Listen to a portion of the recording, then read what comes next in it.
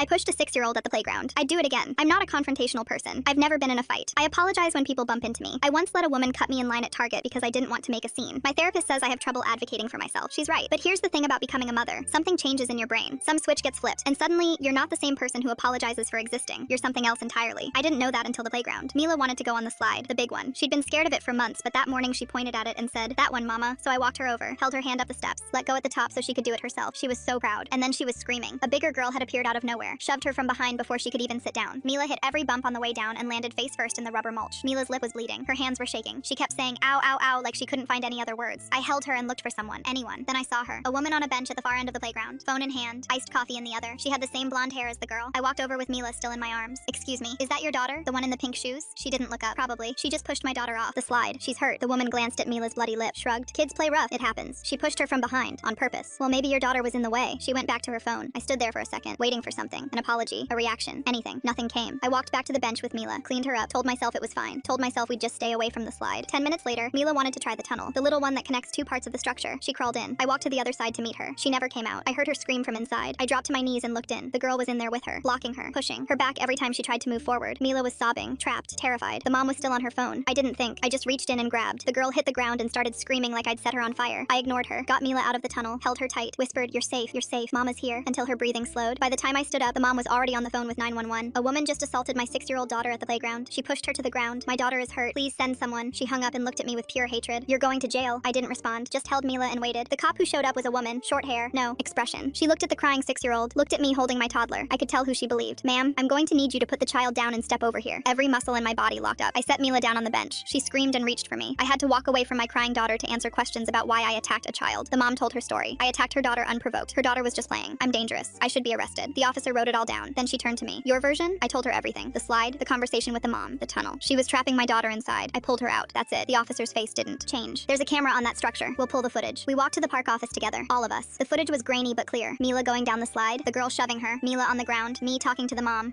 shrugging, the mom going back to her phone, Mila in the tunnel, the girl going in after her, me pulling the girl out, the girl stumbling. The officer turned to the mom. "Ma'am, your daughter assaulted this woman's child twice. You were informed and did nothing. Then you filed a false report." The mom's face went sour. I didn't see." "You didn't see because you weren't watching." The officer looked at me. "You're free to go." Then she looked at the mom. "You're not." The mom got a citation. Her daughter got banned from the park for the summer. Mila got ice cream and a long nap. A few weeks later, someone at my mom's group asked if I'd heard about the playground incident. I said I had. She asked what I thought about the woman who pushed that little girl. I said I thought she did exactly what any mother would do. She protected her child, and if she had to do it again, she would.